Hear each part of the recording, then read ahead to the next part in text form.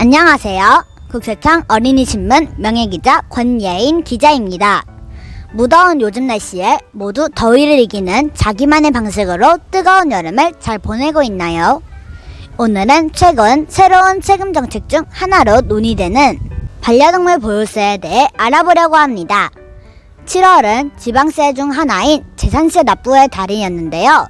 반려동물 보유세는 각 지자체에 납부하는 지방세로 도입하자는 의견이 떠오르고 있다고 하네요.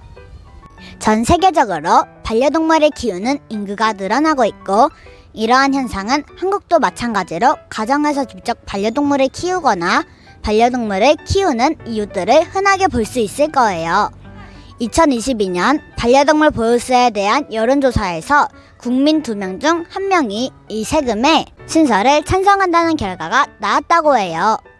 반려동물을 키우는 사람 중 53.6%, 키우지 않는 사람은 57.6%가 찬성했다고 하고요. 세금 신설 과정에는 여러 의견과 합리적 목적에 대한 충분한 논의가 필요할 텐데요.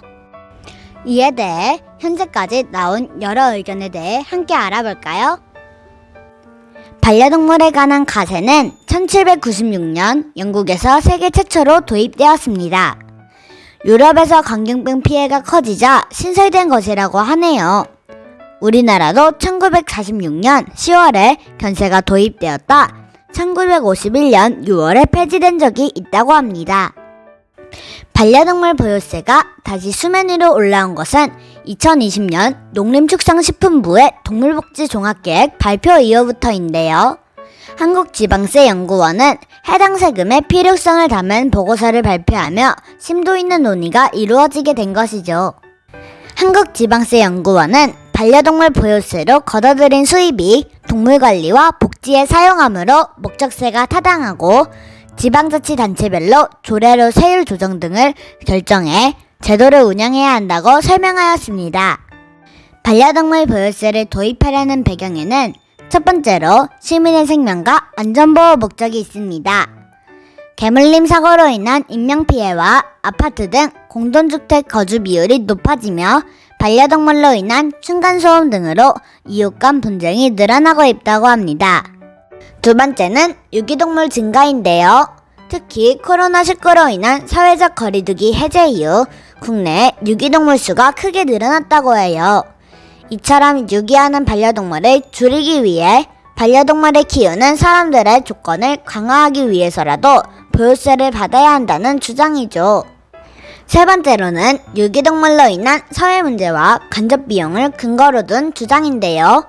정부 보고서에 따르면 동물 유기와 유실 발생 건수가 증가하며 이를 처리하는 비용이 2016년에서 2018년 기준 200억 원을 초과하고 있다고 해요. 이러한 사회적 비용을 줄이기 위해 보유세가 필요하다는 거죠. 반려동물 보유세에 대한 반대의 목소리도 있는데요. 이 세금이 오히려 유기동물을 늘릴 수도 있다는 것이죠. 특히 60대 이상 은퇴 가구의 경우 금전적 부담으로 반려동물 양육을 포기할 수도 있다는 것이죠. 그 외에도 국내 반려동물 규모를 감안하면 담당 기관이 일일이 가정을 방문하여 반려동물 보유 여부를 점검하기도 어렵고, 이에 따른 행정비용 증가가 오히려 비효율적이라는 의견도 있습니다. 또 이미 국내에는 반려동물에 대한 규제가 과도한 상황에 보유세까지 도입하는 것은 적절치 않다는 관계자의 의견도 있었습니다. 반려견 보유세를 내고 있는 나라는 독일, 네덜란드, 오스트리아 등이 있고 지방세로 부과하고 있다고 해요. 독일은 해당 세금으로 길에 방치된 개들의 배설물을 치우는 비용이나 동물보호시설 운영 비용으로 사용한다고 합니다. 네덜란드는 중성화 수술 지원이나 동물학대와 유기 등을 감시하는 동물경찰 운영 등에 사용하고 있어요. 지금까지 반려동물 보유세에 대해 논의되고 있는 문제들을 살펴보았습니다. 찬성과 반대 의견 모두 타당한 근거로 이해와 공감이 됩니다.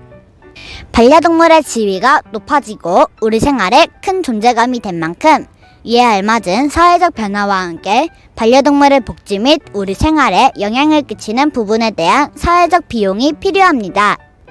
지금은 이에 따른 새로운 세금의 도입이 논의되는 단계인 것이죠. 여러분도 주위에 반려동물을 키우는 친구들과 키우지 않는 친구들이 모여 함께 반려동물 보혈세에 대한 다양한 의견을 나눠보는 건 어떨까요? 지금까지 국세청 어린이신문 권예인 기자였습니다.